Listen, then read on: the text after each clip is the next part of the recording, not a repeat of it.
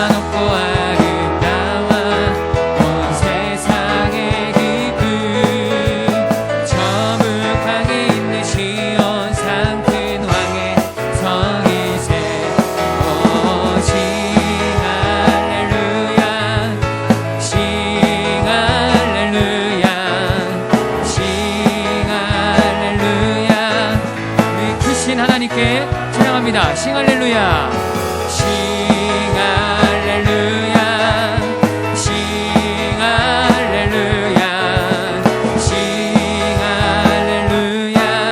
근왕의 성이세. 아멘.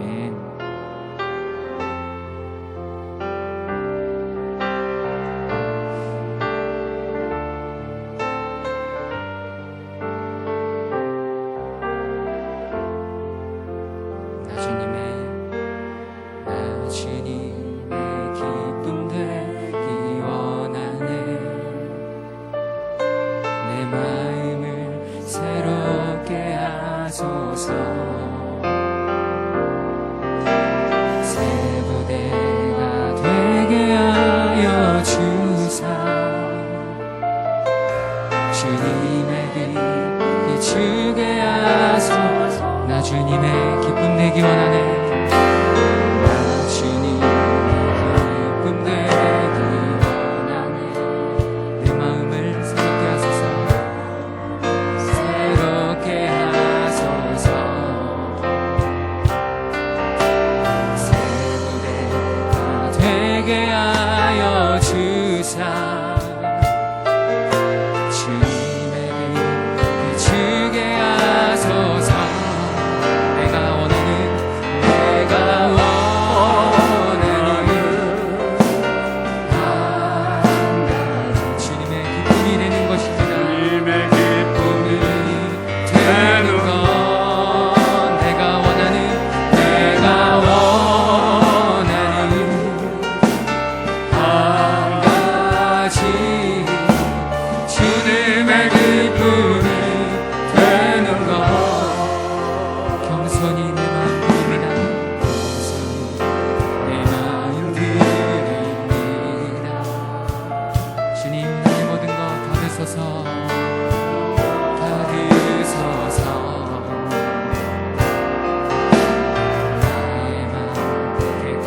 씻어 주사. 주의 길로 행하게 하소서. 내가 원하는 한 가지. 주님의 기쁨이 되는 것.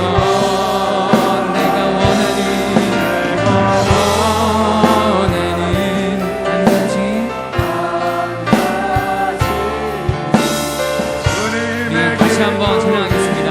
겸손히 내 마음을 드립니다. 겸손히 내 마음 드립니다. 주님 나를 받으시옵소서. 나의 모든 것 받으소서. 나의 마음 굳게 씻어 주사.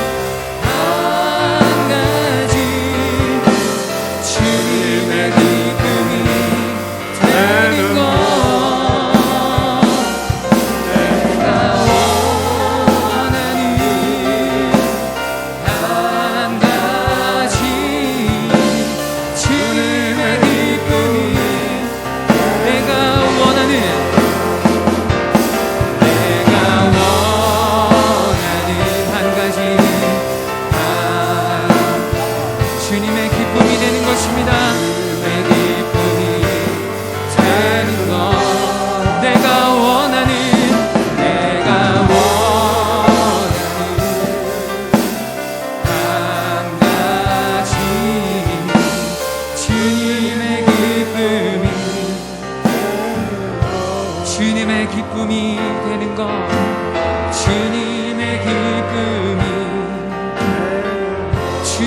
기쁨이 되는 것, 주님의 기쁨이 되는 것.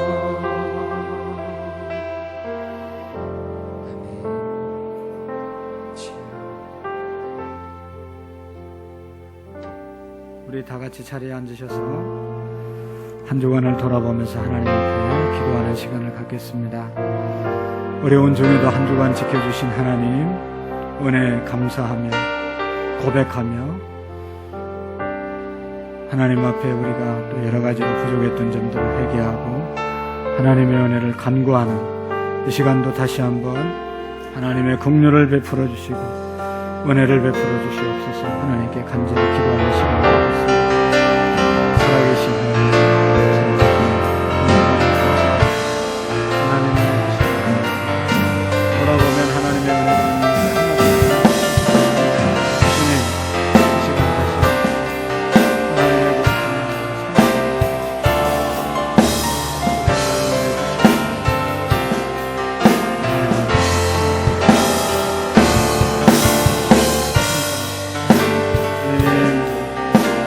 하나님의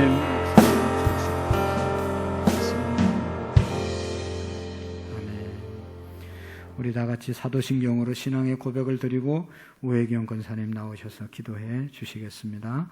나는 전능하신 아버지 하나님 천지의 창조주를 믿습니다. 나는 그의 유일하신 아들 우리 주 예수 그리스도를 믿습니다.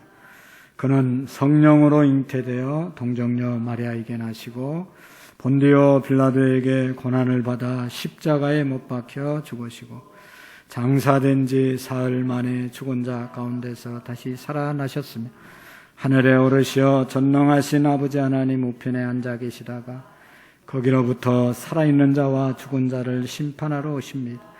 나는 성령을 믿으며 거룩한 공교회와 성도의 교제와 죄를 용서받는 것과 몸의 부활과 영생을 믿습니다. 아멘. 할렐루야. 좋으신 하나님 감사합니다. 아멘. 지난 한 주간도 주의 은혜 안에 거하게 하시고 우리의 일상 모두가 하나님의 은혜였음을 고백합니다. 아멘. 하나님 이 시간 하나님을 향하여 예배드리러 왔사오니 하나님이 우리의 예배를 받으시고 영광 받아 주시옵고 아멘. 우리의 영과 진리를 다하여서 주님께 올려드리는 예배가 될 수 있도록 도와주시옵소서. 아멘. 하나님 한 주간도 살아가면서 우리가 하나님의 마음을 아프게 했던 것들이 있다면 주님의 십자가의 보혈의 피를 용서하시고 주여. 우리의 죄가를 다 도말하시고 이제 하나님 이 시간을 통하여 우리가 하나님이 거룩하듯 우리도 거룩함을 믿고 하나님 앞에 나아갈 수 있도록 도와주시옵소서. 아멘. 하나님 이 나라 민족의 죄를 주님 앞에 회개합니다. 주여. 하나님 이 땅 가운데서 일하는 모든 일들 가운데 하나님의 친히 간섭하시고 다스리시고 통치하셔서 주여. 주님의 뜻만이 나타나게 하시고 아멘. 이 땅에서 이루어질 모든 것들이 하나님의 마음을 아프게 하지 아니하도록 도와주시옵고 아멘. 하나님 한국교회가 하나님 앞에 회개하고 바로 서서 하나님 정말로 나라 민족을 위해서 기도함으로 이 민족의 회복의 역사를 경험하게 하여 주시옵소서. 아멘. 또한 하나님 한국교회가 다시금 일어나고 회복되어서 세계 열방 가운데 주의 복음을 전하는 데 쓰임받는 교회가 되도록 인도하여 주시옵소서. 아멘. 하나님이여 나라의 대통령과 위정자들이 주여. 하나님을 두려워하게 하시고 아멘. 하나님을 경외하게 하시고 주여. 정말로 하나님의 마음으로 이 나라 민족을 이끌어갈 수 있도록 주님이 역사하여 주셔서 아멘. 더 이상 이 나라가 정치 경제 문화적으로 혼란을 겪지 아니하도록 도와주시옵소서. 아멘. 하나님 세우신 구름교회를 위해서 기도합니다. 주여. 하나님 교회를 축복하시고 아멘. 이제 아버지 여름 성경학부와 수련을 준비하고 계획 중에 있지만 하나님 그것은 모두가 하나님의 영광이어서 달려가는 시간들이 되게 하시고 아멘. 그 어떤 문제로도 하나님 우리가 하나님 앞에 올려드리는 성경과 신원회가 제재를 받지 아니하도록 도와주시옵소서. 아멘. 아버지가 이 일을 위해 수고하는 부교육자들과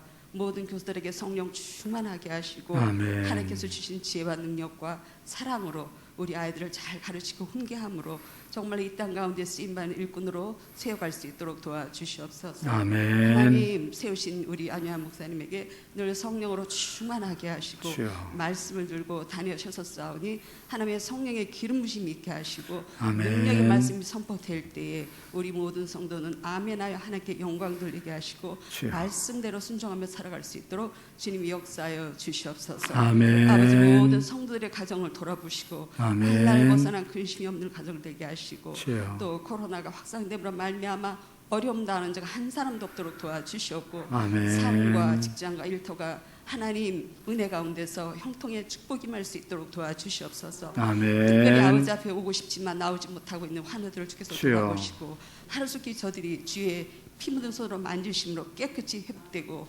건강을 주여. 되찾아 다시금 주님 앞에 나와 예배할 수 있도록 주님이 역사하여 주시옵소서. 아멘. 하나님 모든 이 교회에서 오늘도 짐을 올려드린 예배가 주님께만 영광 돌리는 예배가 되게 하시고 아멘. 하나님의 이름이 높여지는 예배가 될 수 있도록 도와주시옵소서. 아멘. 하나님 사랑합니다. 감사합니다. 성령 예배 가운데 임하여 주심 믿고 감사하며 예수님의 이름으로 기도드립니다. 아멘. 아멘.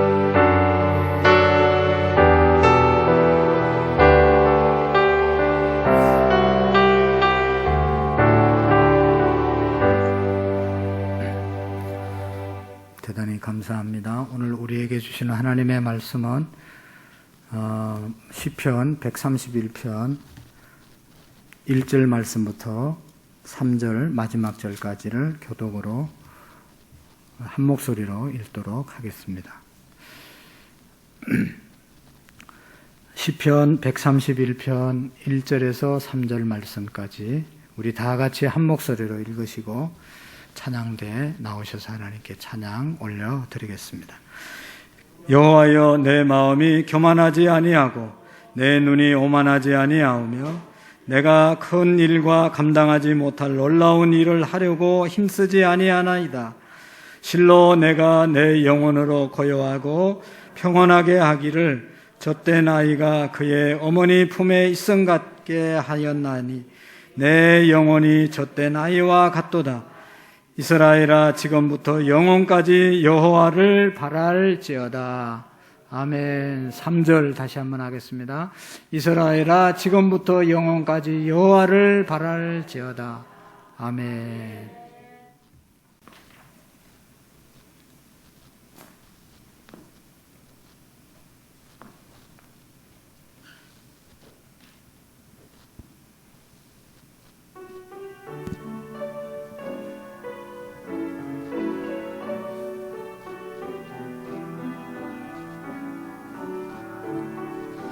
내 모든 입술의 말과 나의 마음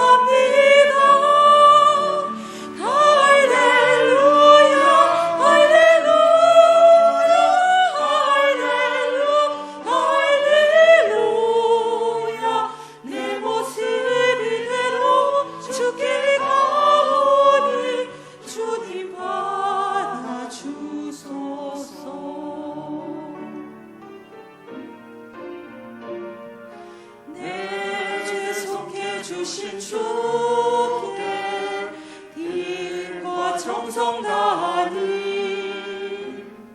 나의 온갖 언행 실사 주를 위한 것일세 내게 있는 모든 것을 주를 위해 바치리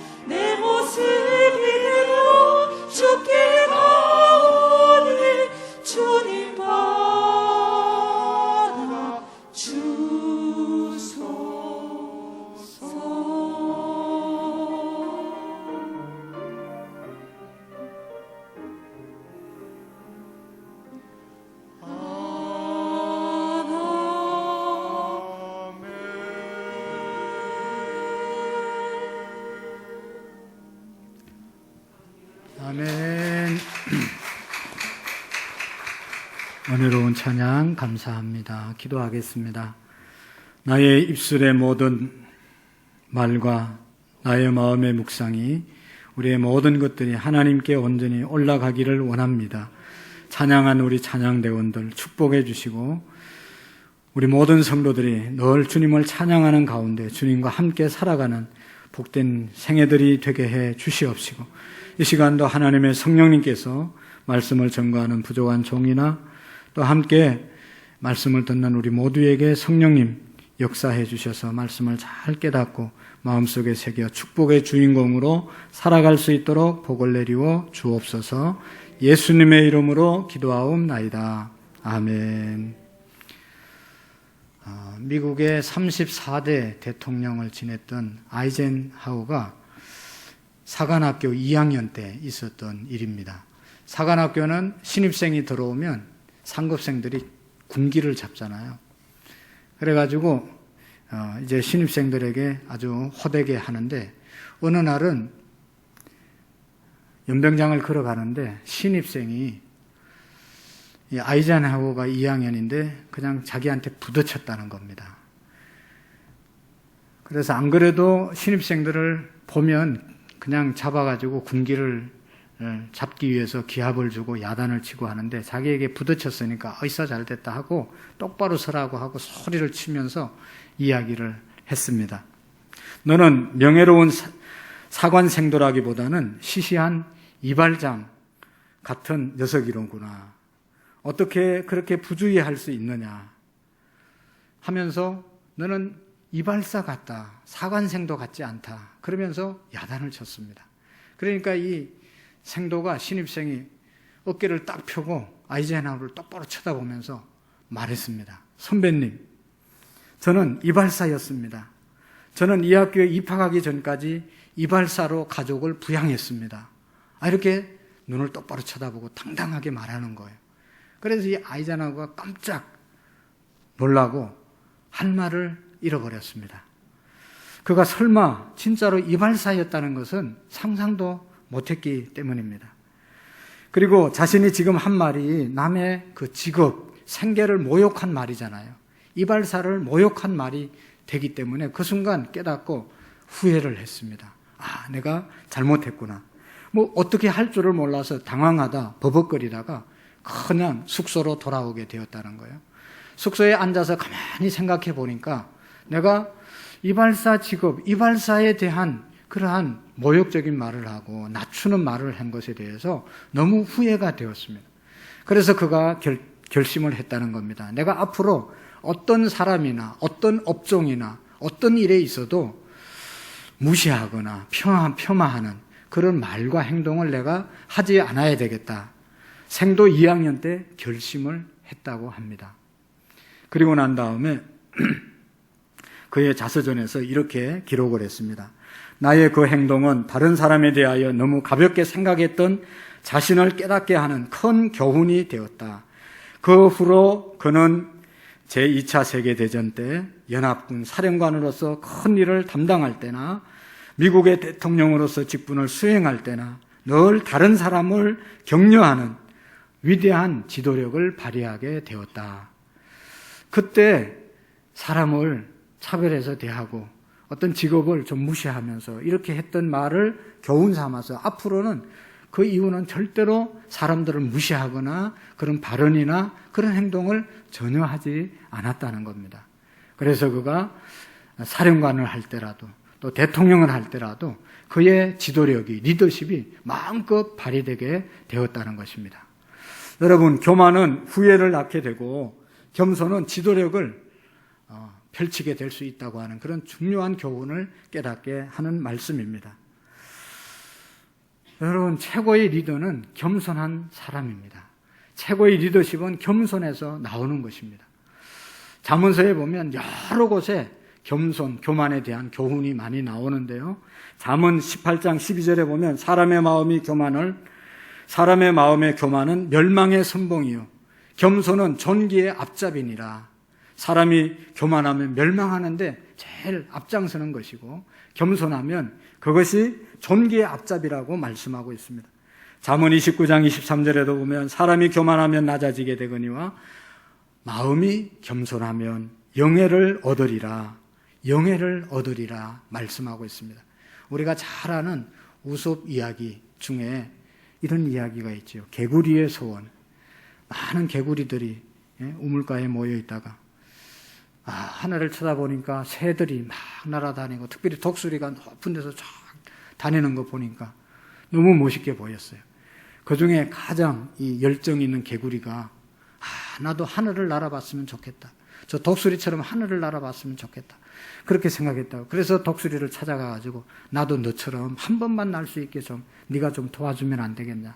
사정사정하니까 독수리가 그러면 네가 내 다리를 붙잡으면 내가 높이 올라가면 너도 같이 올라가서 밑을 구경하고 있으니까 그렇게 하라.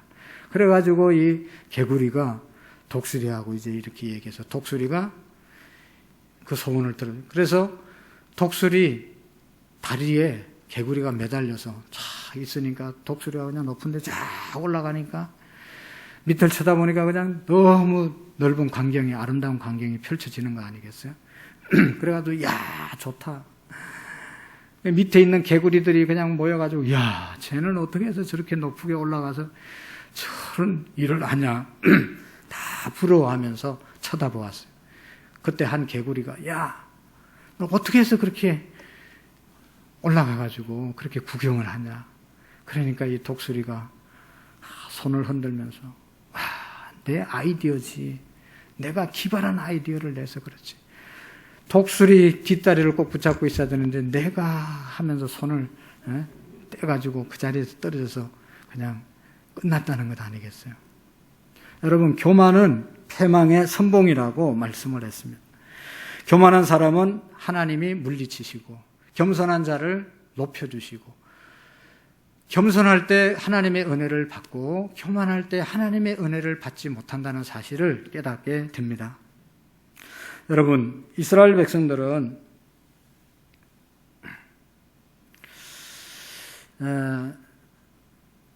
왕을 세워달라고 그랬죠. 사사시대 때. 다른 나라 보니까 왕이 있으니까 정치도 잘하고 정전도 잘하고 그냥 모든 것이 규모 있게 딱딱 돌아가는데 자기들은 제사장도 하고 또 나라도 다스리고 재판도 하고 이러니까 사사들이 다스리니까 이게 나라가 규모가 없는 겁니다. 그래가지고 사무엘 선지자를 찾아가서 우리에게 왕을 달라고 열심히 구하잖아요. 그럴 때 하나님께서 사무엘에게 왕을 세워라.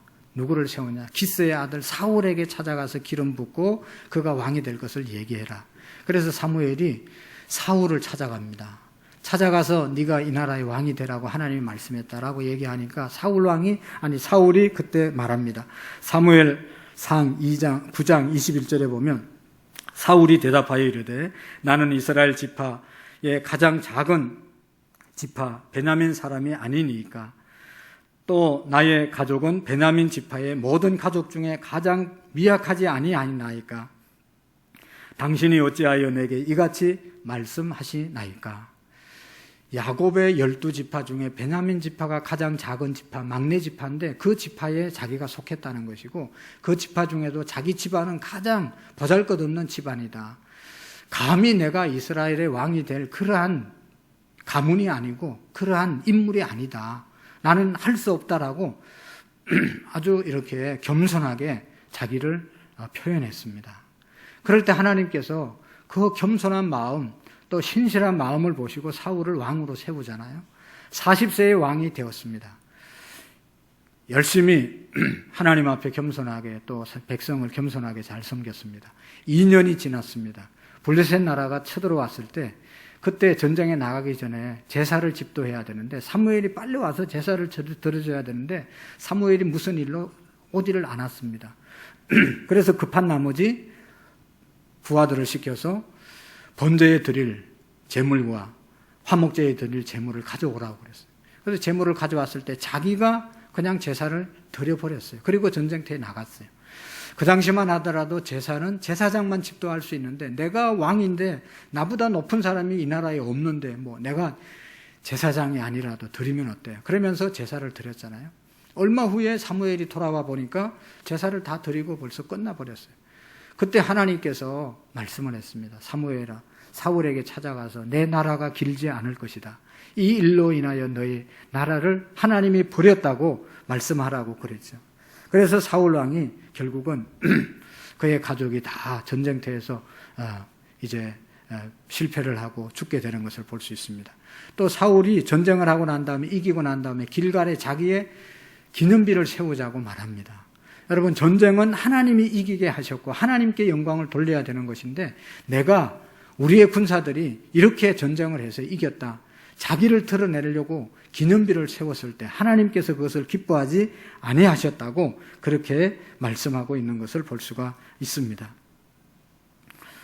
한마디로 말하면 겸손할 때는 하나님의 선택을 받고 하나님께 쓰임을 받고 하나님께 인정을 받았지만 결국은 교만할 때 하나님의 버림을 받았던 것을 우리가 잘 알고 있습니다. 최고의 리더십은 겸손에서 나오는 것입니다. 베드로전서 5장 8절 말씀, 아까 예배 부름에서 말씀을 드렸는데요. 그러므로 하나님의 능하신 손 안에서 겸손하라.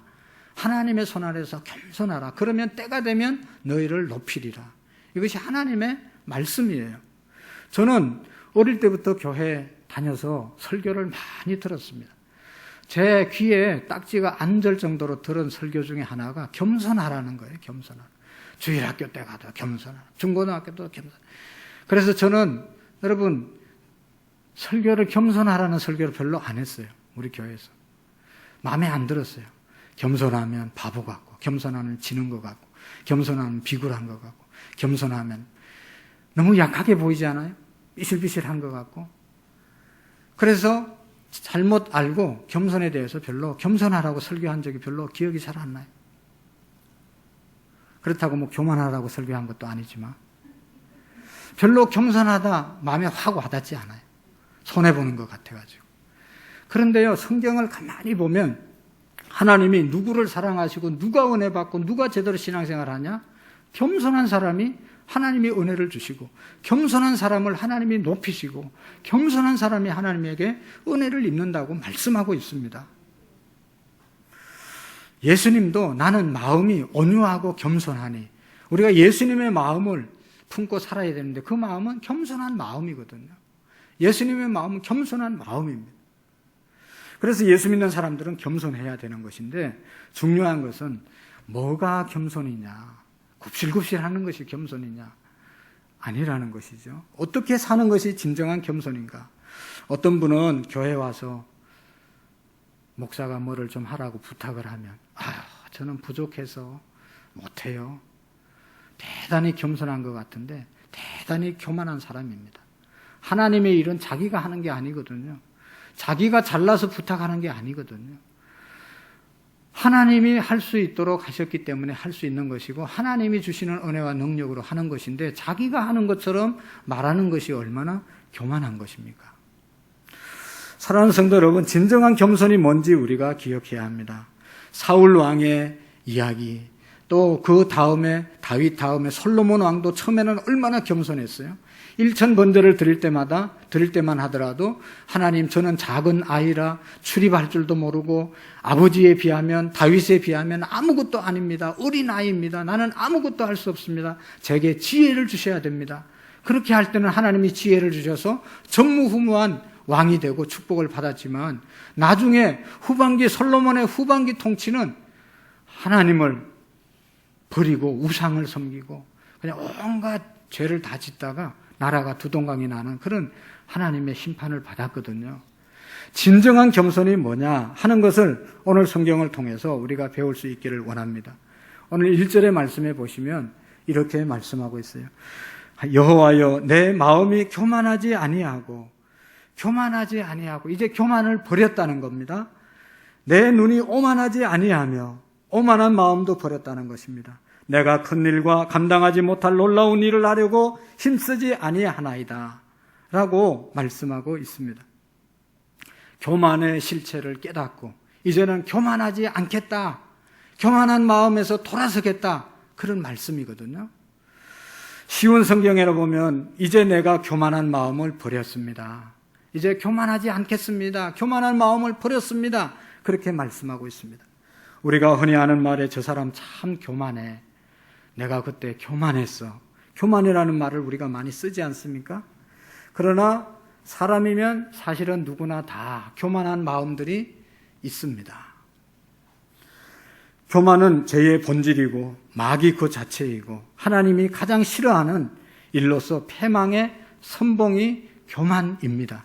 그 교만이 제 마음속에도 있고 아마도 여러분들의 마음속에도 있을 것입니다.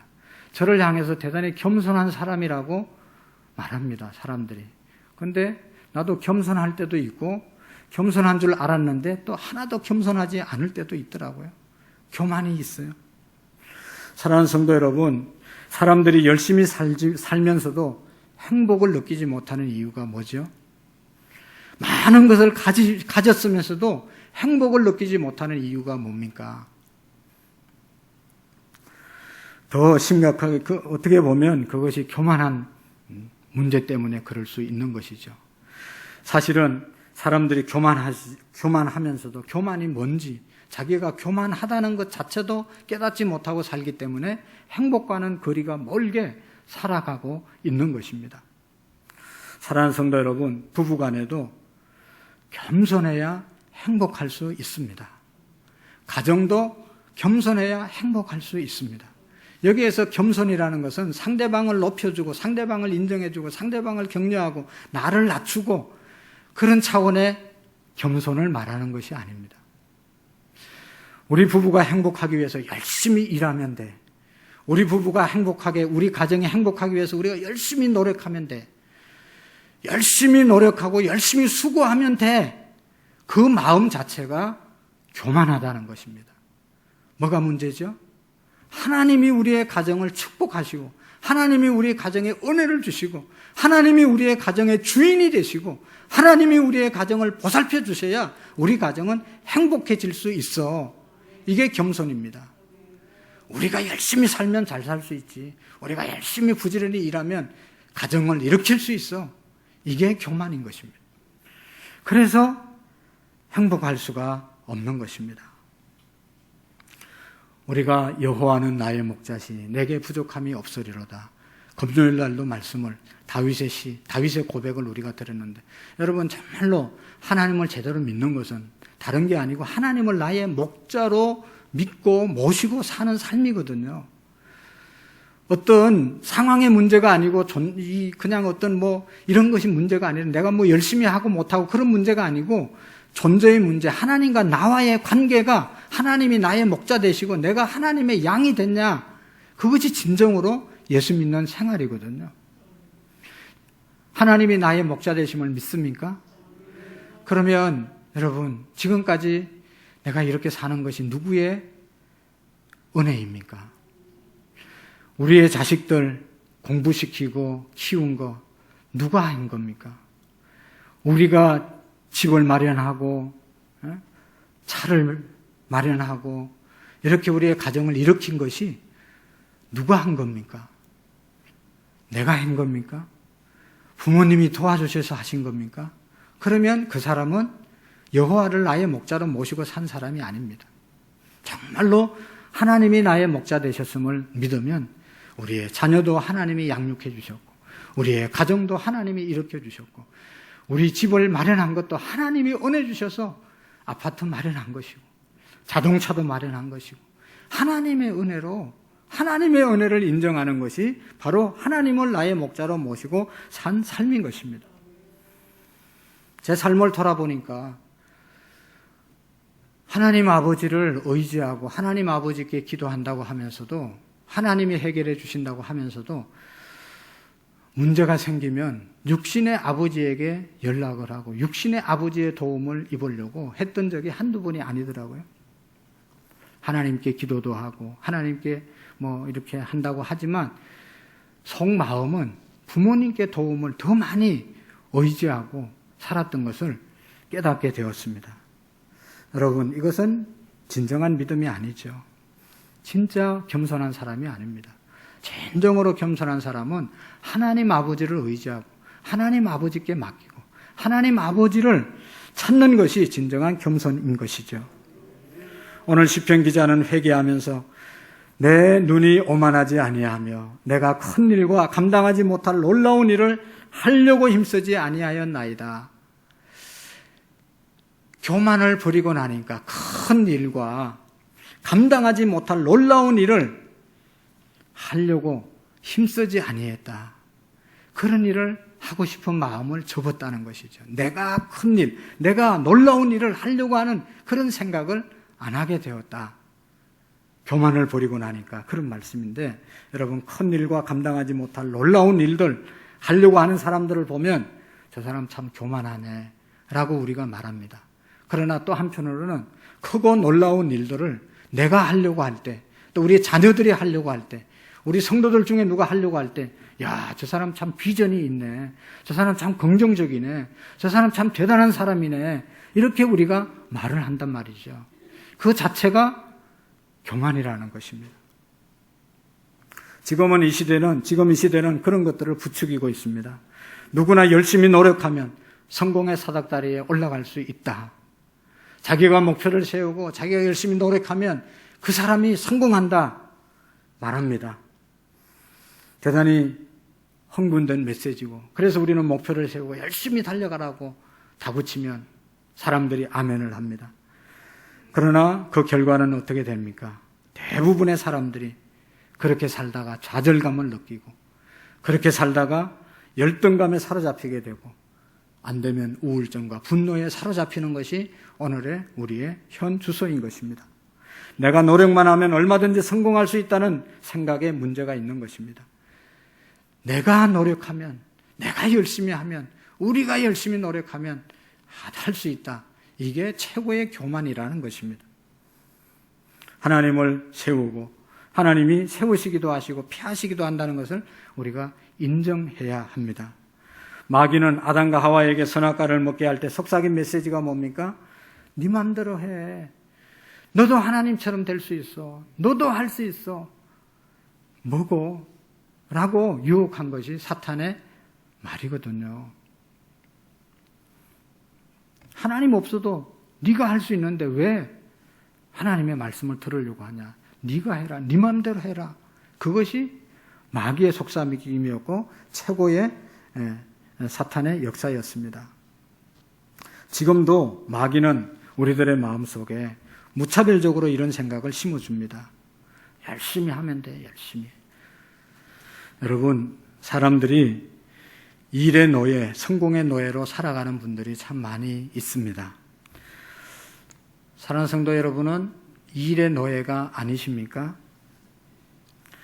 그런지 아닌지 쉬어보면 압니다. 내가 쉬어보면 일의 노예인지 아닌지를 알게 되는데, 쉬면서도 쉬면 안 되는데, 쉬지 못하는 사람들이 있습니다.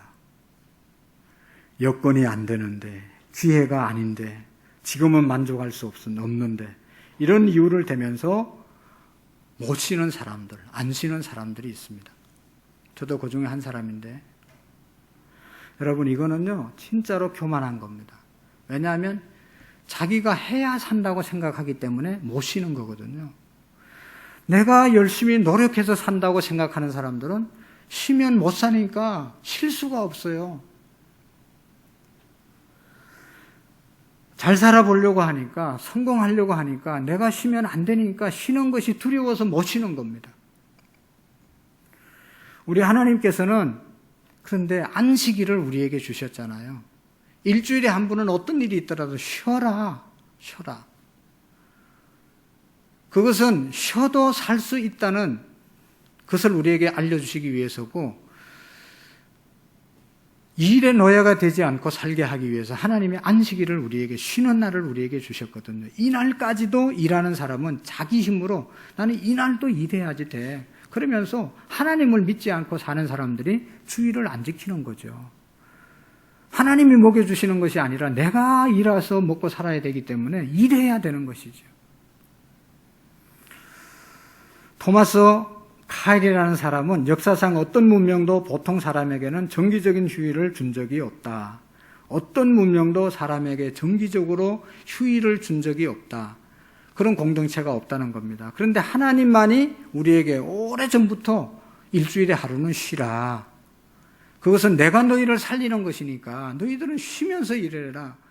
하나님이 우리를 먹이시고 입히신다는 사실을 보여주기 위해서 쉬라고 하신 것입니다. 열심히 일할지라도 결코 일의 노예가 되지 말라는 것이죠. 그런데 쉬지 않고 쉬지 못하는 사람들이 있는 것이죠. 자기를 믿고 살기 때문입니다. 그러나 오늘 성경은 진정으로 겸손한 사람의 결론은 자기를 의지하는 것이 아니라 여호와를 바랄지어다. 여호와를 의지할지어다. 여호와를 믿는 사람들은 진정으로 겸손하게 살아갈 수 있는 것이죠. 그래서 3절에 보면 이스라엘아 지금부터 영원까지 여호와를 바랄지어다. 이것이 가장 겸손한 사람이고, 이렇게 여호와를 바라는 사람, 교만을 버리고 오만을 버리고 큰 일을 하겠다, 위대한 일을 하겠다는 생각을 내려놓은 사람은 2절의 말씀에 보시면 실로 내가 내 영혼을 고요하게 하며, 그 사람들의 영혼은 고요해지는 겁니다. 평온하게 하기를 젖된 아이가 그의 어머니의 품에 있음 같이 하였나니 내 영혼이 젖된 아이와 같도다.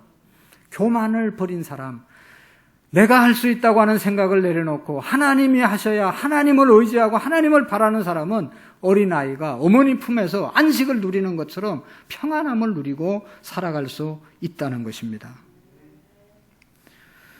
사랑하는 성도 여러분, 기쁠 때나 슬플 때나 병들었을 때나 건강할 때나 잘 될 때나 안 될 때나 할 때나 안 할 때나 여러분, 하나님만을 의지하는, 하나님만을 바라는 저와 여러분들이 될 수 있기를 축복합니다. 여호와를 바랄지어다. 여호와를 바라는 자가 구원받은 사람이고, 여호와를 바라보는 자가 축복받은 사람이고, 여호와를 바라보는 자가 겸손한 자인 것입니다. 이스라엘에 이런 일이 있었습니다. 깻묵 창고에 불이 났습니다. 그 깻묵은 뭔지 아시죠? 고소한 기름을 짜고 난 찌꺼기, 그것을 모아놓은 창고에 불이 나가지고 불이 붙으니까 그게 타면서 고소한 냄새가 그냥 온 천지에 퍼졌습니다. 그러니까 주변에 있던 양들이 그냥 그 고소한 냄새를 맡고 먹기 위해서 그냥 벌떼처럼 모여들었습니다.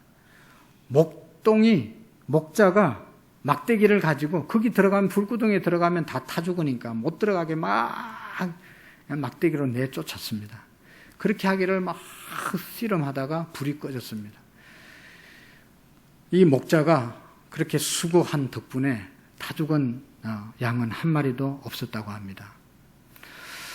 평소에 목자의 음성을 알고 목자의 말을 잘 듣던 양들도 고소한 냄새가 나고 그것을 먹기 위해서 저돌적으로 달려드는 그런 모습을 보면서 이것이 현대인의 현 주소가 아닌가 하는 그런 생각을 하게 됩니다. 세상의 욕심에 눈이 멀어서 주님을 바라보지 않고 주님의 음성이 들려지지 않습니다. 자기의 편안함과 안일과 쾌락에 빠져서 그냥 그 안에 들어가면 불타서 죽을 줄도 모르고 계속 그쪽으로 달려가는 사람들이 현대인들이라는 것입니다. 하나님을 믿는다고 하지만, 하나님을 의지한다고 하지만 하나님을 계속해서 바라보지 못하는 그런 사람들이 오늘날 얼마나 많은지 모릅니다. 사랑하는 성도 여러분, 예수님께서 우리를 살리시려고 저 십자가를 지심을 믿습니까? 그렇다면 정말로 우리는 저 주님만 의지하고 저 주님만 바라보고 사셔야 되는 것입니다. 내가 믿는 하나님이 온 우주 만물을 창조하시고 그분이 지금도 살아서 역사하신다고 믿으십니까? 그러면 그분을 우리가 바라보셔야 되고 그분을 의지하고 그분 앞에 모든 것을 맡기고 오늘 하루하루를 살아가야 하는 것입니다. 그것이 겸손한 사람인 것입니다. 날마다 주님을 바라보는 것. 은퇴한 남자분들이, 현직에서 은퇴한 남자분들이 한 2, 3년 지나고 난 다음에 자기들끼리 모여가지고 대화를 했다는 것. 아유, 은퇴하고 집에 있으면서 달라진 것이 있는데 내가 20대 때는 내 혼자 그냥 어디든지 다니고 집에 있을 시간이 없었는데 그런데 은퇴하고 몇 년 집에 있다 보니까 자기도 모르는 사이에 날마다 찾는 것이 하나가 생겼는데 그게 뭐예요? 마누라라는 것. 마누라가 눈에서 안 보이면 그냥 그렇게 찾게 되었다. 자기도 모르게. 여러분, 우리는 마누라 찾지 마시고 주님을 찾으셔야 됩니다. 남편 찾지 말고 하나님 찾으셔야 됩니다. 찾는다고 얻어맞지 뭐 그게 다른 게 뭐 있겠어요? 사랑하는 성도 여러분, 우리는 원망할 때가 있습니다. 그 사람이 나를 망쳤어. 그 결혼이 나를 망쳤어. 그때 그 일이 나를 망가뜨렸어. 뭐 이렇게 후회할 때가 있습니다. 그러나 진짜로 돌아보면 그 일이 나를 망가뜨리는 것이 아니라 그 일로 인해서 내가 어려워져서 하나님 바라보라고 하나님께서 그렇게 여건을 몰아가신 것은 아닌가. 하나님 바라보라고. 저는 목회하면서 느낀 것 중에 하나는 절대로 사람 바라보지 말라고 하나님이 시시때때로 역사하시는 거예요.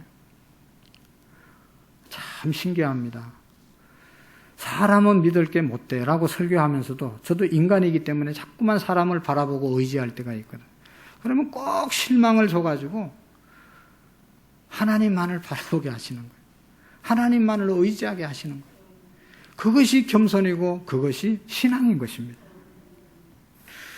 우리 교회 여집사님 중에 30대 초반에 갑상선 암 진단을 받았습니다.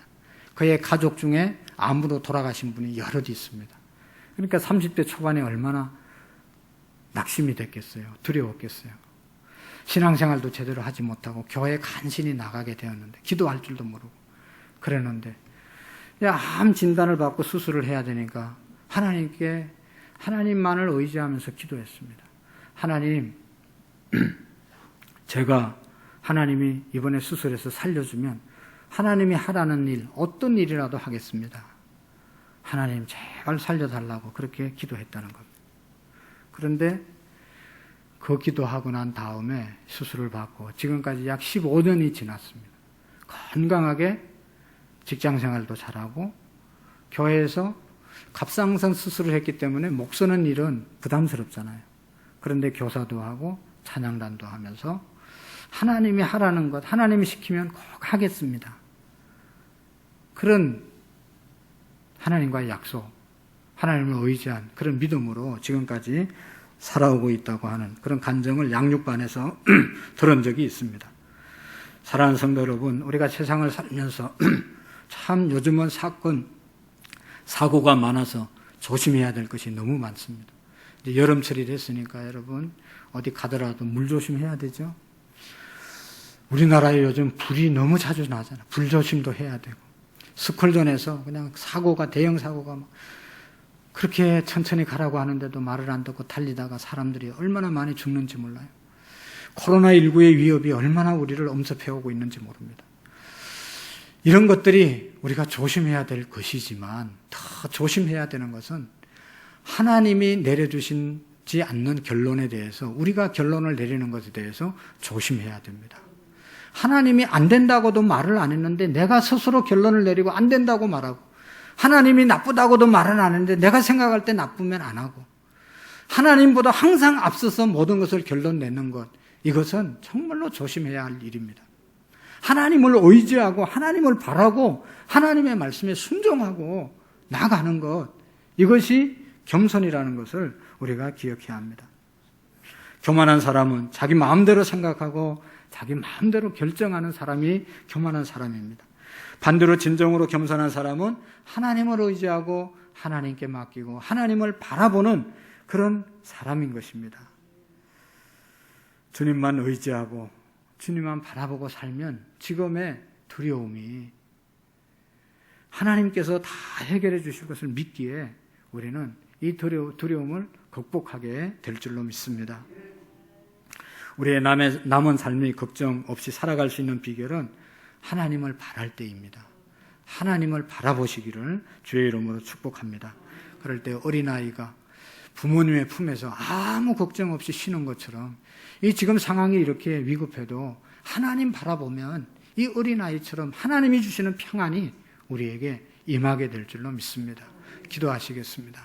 하나님 아버지, 참으로 감사합니다. 우리 모두가 교만한 마음을 버리고 오만한 마음을 버리고 특별히 내가 큰 일과 감당하지 못할 놀라운 일들을 하려고 힘쓰지 아니하는 그러한 겸손이 우리에게 있게 해 주옵소서. 모든 것이 하나님께 달려있고 모든 것이 하나님이 이루신다고 하는 믿음으로 하나님만을 항상 바라는 우리의 믿음이 되게 해 주옵소서. 예수님의 이름으로 기도하옵나이다. 아멘. 찬송가 406장으로 하나님께 영광 드리면서 준비하신 헌금을 올려드리겠습니다.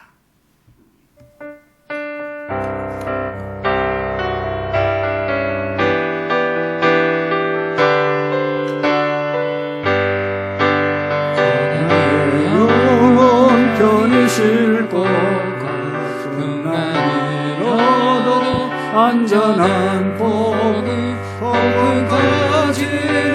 다스리시니 주의 영원한 바로 이제 주의 영원한 심판 함께하사 항상 나를 붙드시니 어느 곳에 가든지 요동하지 않으니 주의 팔을 의지함이라. 세상 친구들 나를 버려도 예수님 함께 동행함으로 주의 은혜가 충만하리니 주의 영원한 팔 의지에 주의 영원한 심판 함께하사 항상 나를 붙드시니 어느 곳에 가든지 요동하지 않으면 주의 팔을 의지함이라. 나의 믿음이 연약해져도 미리 예비한 힘을 주시며 잉태할 때도 안보하시니 주의 영원한 팔 의지에 주의 영원한 심판 함께하사 항상 나를 붙드시니 어느 곳에 가든지 요동하지 않으면 주의 팔을 의지함이라.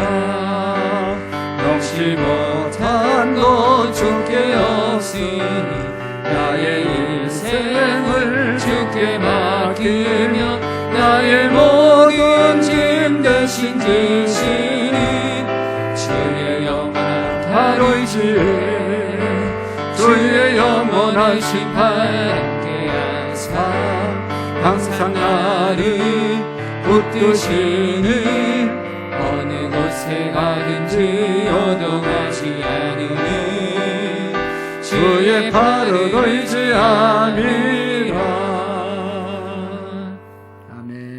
하나님 아버지, 하나님을 의지하고 하나님을 바라고 하나님을 예배하는 자리로 인도해 주심을 감사합니다.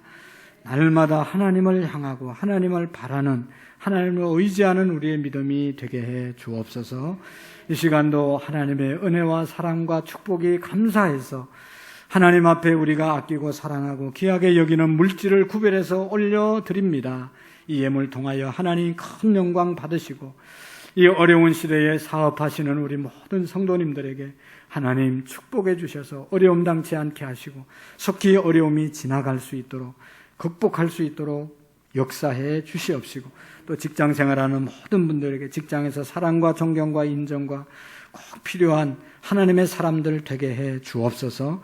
평일날 또 하나님 주일날 이름도 없이 빛도 없이 수고하는 우리 모든 성도님들 축복해 주시고, 하나님 아버지 앞에 드리는 모든 것들이 결코 헛되지 않음을 우리가 깨닫고 감사함으로 더 많은 것 드리고도 남을 수 있도록 하나님 앞에 쓰임받는 우리의 몸과 물질이 되게 해 주옵소서. 군대가 있는 우리의 자녀들, 유학가 있는 자녀들, 또 하나님 병상에 있는 사랑하는 성도님들, 출타 중에 있는 성도님들, 어느 곳에 있든지 불꽃 같은 눈동자로 지켜주시고 치료의 광선을 발하여 주셔서 속히 일어날 수 있도록, 가정으로 교회로 돌아올 수 있도록 은총을 베풀어 주옵소서.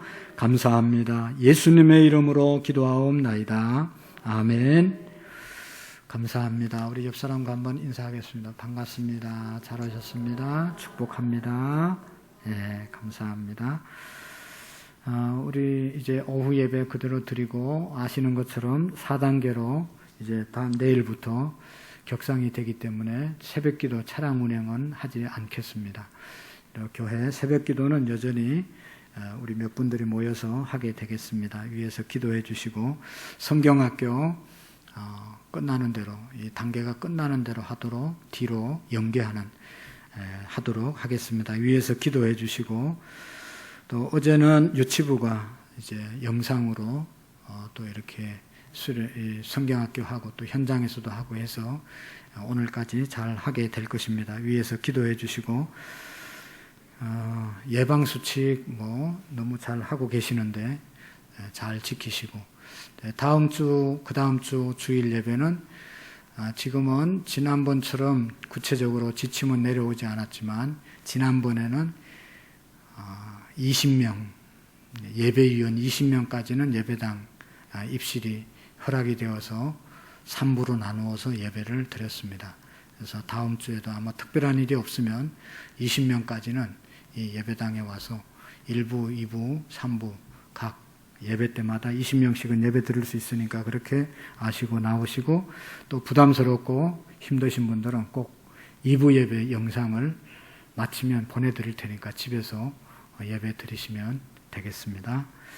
그래서 위에서 빨리 끝날 수 있도록 기도해 주시고, 어려운 일이 생기지 않도록 위해서 우리가 잘 방역을 했으면 좋겠습니다. 우리 다 같이 자리에서 일어나셔서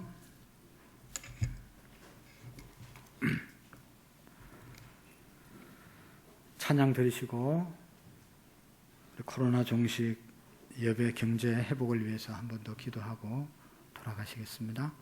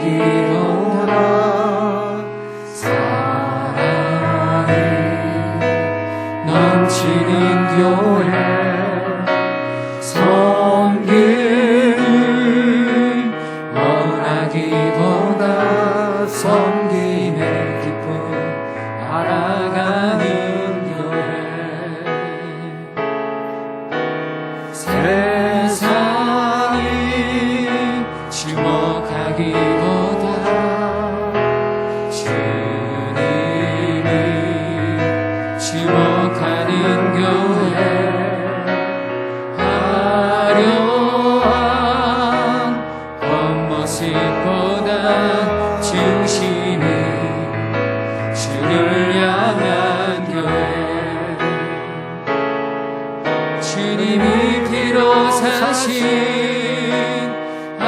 아름다운 교회 서로 사랑함으로 하나 되는 교회 주님이 머리 대신 거룩한 교회 우리 함께 만들어 가요.